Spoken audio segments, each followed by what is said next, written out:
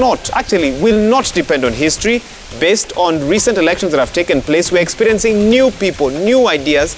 I think Kenyans have decided or are deciding to change Kenya. So the history might not quite apply.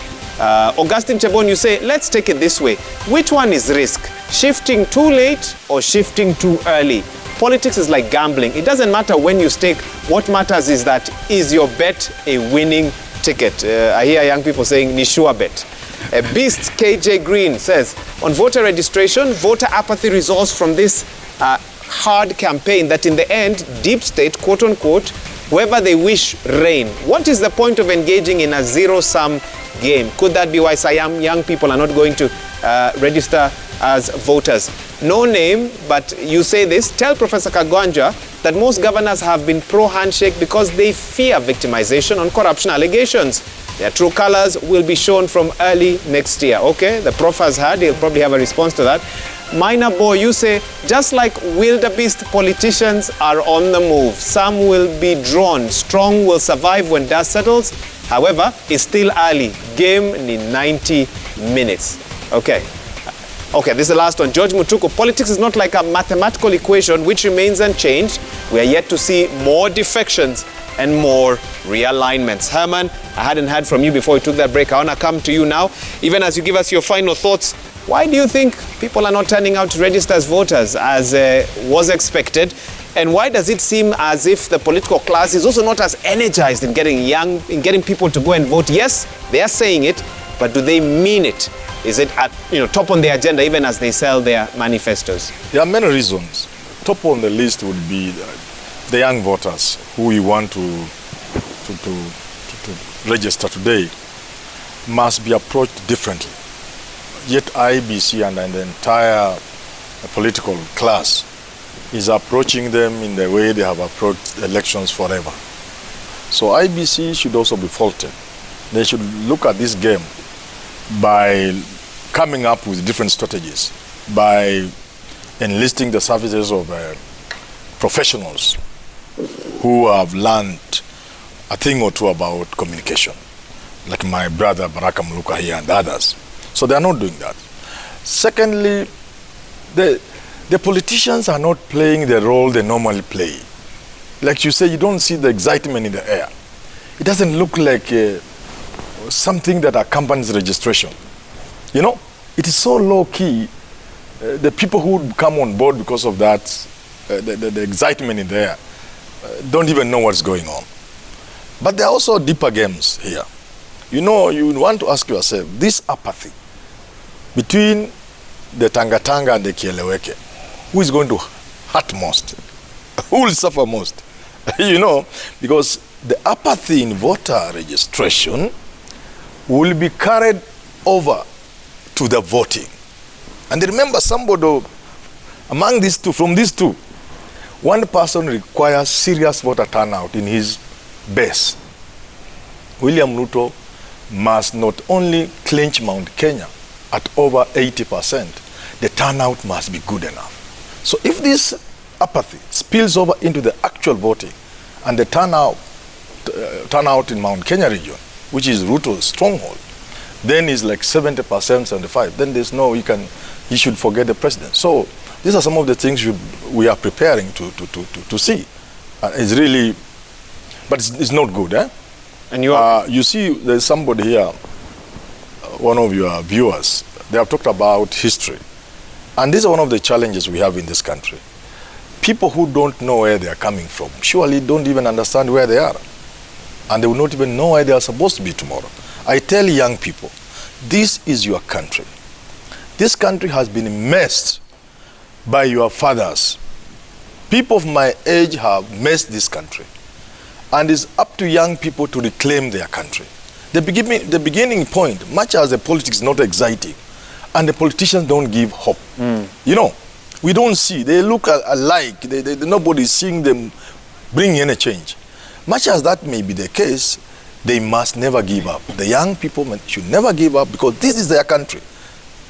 Therefore, if you are a young man watching today, go out there and vote. The 6 million of you can make a difference. Look, if the 6 million who are young people take votes and vote and cast that vote, they could wipe out Raila and Ruto and put there somebody else, even Mukisa Kitui. It is that or powerful. Herman Manyora. Or me, for example. And you know, if you make me president, this country will change. The question is which way? You know, the right direction. The right direction. The right direction. I'll get the services of people like Barack to be my ministers. Herman, because I may not allow you to speak again, yes. Might you be in studio in the next few months swallowing the words you've spoken that Waiguru made a mistake? Might you come back here in the next 6 months and say, Allow me 1 minute. And she said, I want to give you 1 minute, exactly 1 minute, because Barack needs to speak. 1 minute to say again what I said. Seasoned politicians take time to read a situation before they make a decision. In my understanding, in my thinking and analysis, it is too early. If that is what she thinks is right, I would want to politely inform her it is too early. She will live to regret. I want also to finish by saying what I've said before. This is Kenya, my country. I want it to be better than it is today. But I don't have that control to change it today. And for that reason, this Kenya of mine is still tribal, it is still regional, and there's no way the Gema community, the people of the mountain, will allow UDA to be a dominant party. They could vote for Ruto, make no mistake. But as far as parties are concerned, they will have their party or their parties. And finally, very final, so that I don't say anything else, in that same regard, if anybody tells you, you are Anne Waiguru, you are Peter here, if somebody ever tells you that the Kikuyu nation, that includes the Gema, would not listen to Uhuru Kenyatta, would not listen to the community leadership, that person is lying to you. Run away from him. That's your reading of the situation. Yes. We'll talk again in the next 6 months and see whether you might have a different view then. Again, politics, we are in really a lot of changes happening. Barack, let me give you a minute. We are out of time. Your final word, why are young people not turning out to register as voters, even as you wrap this up for us? Yes, I really enjoy listening to Mr. Manyora's double speak, especially when he says things like the politicians must know that they are dealing with a new generation, a young generation that would like to see a generation of new ideas and new ways of doing things. But the same mouth goes on to say that the young people will not be listened to in the mountain. The contradiction is a little difficult for me to harmonize. Maybe on a different occasion, Mr. Manyora will help me to appreciate that.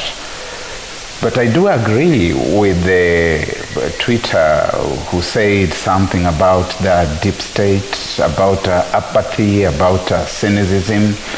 We are in a country that has had troubled elections, one election after the other. And then we have had people who have been at the core of government, one of them today is serving as a governor somewhere, telling us that the deep state decided the outcome of previous results in elections, and telling us even now that you need the deep state on your side, and that it's the deep state that is going to decide, that what the voters say may be sitting quietly in the ballot box, but what the deep state wants to say is what's going to carry the day. You start understanding why the apathy, why the cynicism. And then regarding the crowds that are throwing these meetings that the politicians have been addressing, and it doesn't matter here whether you are UDA, you are ODM, you are Kieleweke, you are Tanga. Does the political class stop for a moment to wonder where these people that they address on Wednesday morning come from? People who are engaged productively will not find the time on a Wednesday morning to throng the rallies that we have been seeing. This is a time bomb. It is something that needs to be addressed. I have seen that it has been given a class dimension.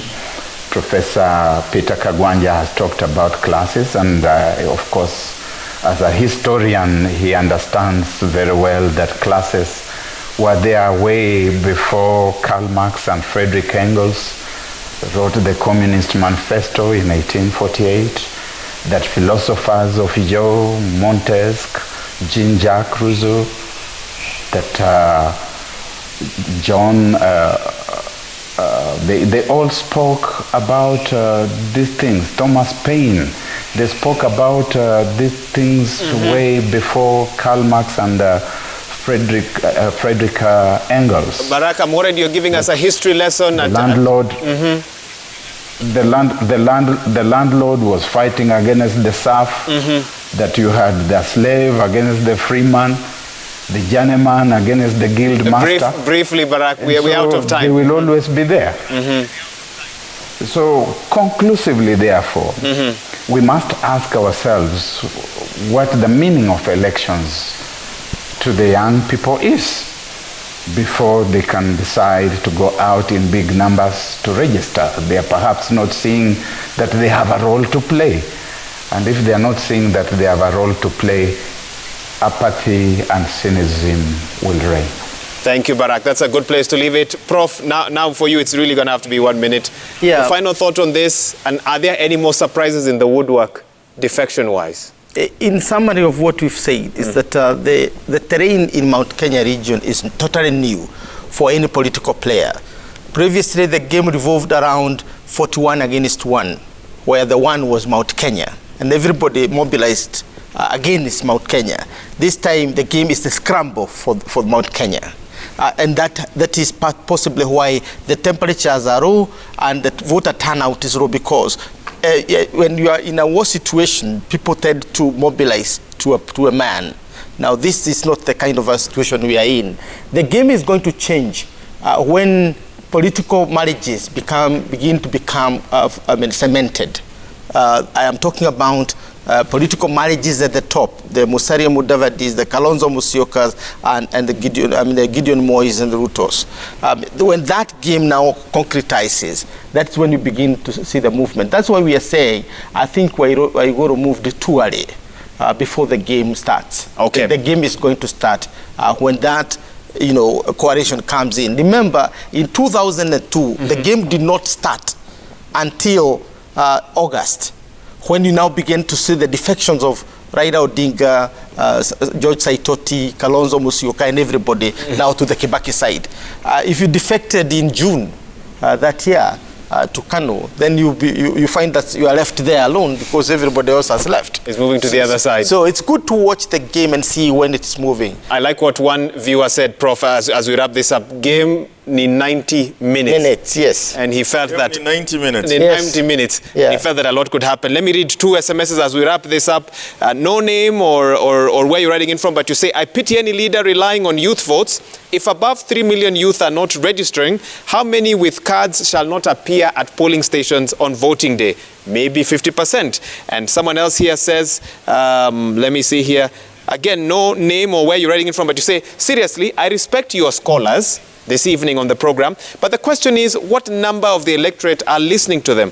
Waiguru is listening to the ground and the grassroots, and her decision is founded on firm, practical, political decisions. If she did not move early, one of her competitors would have moved to the yellow team. Just wait and see this movement. Let our scholars not underrate the people they call young and small. Okay, I haven't had anyone being called small, maybe young, and that's where we're going to have to wrap up this discussion. Joining us virtually from Kakamega has been Dr. Barack Muluka, communications consultant. He says he put on his, I don't want to use terms like Sunday best, but celebrating the... Agbada suit.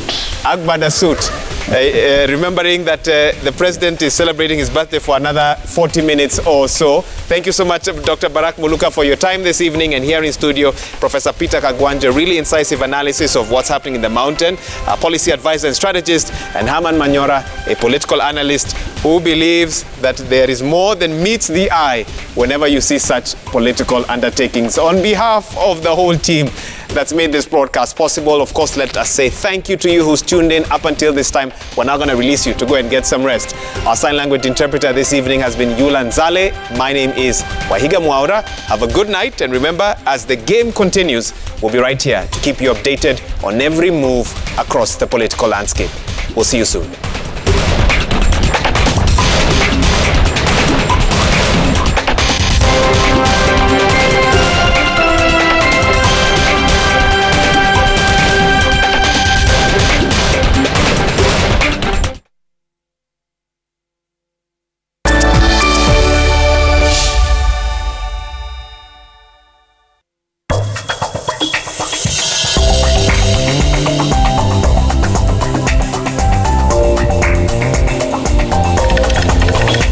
On your marks, get ready, go.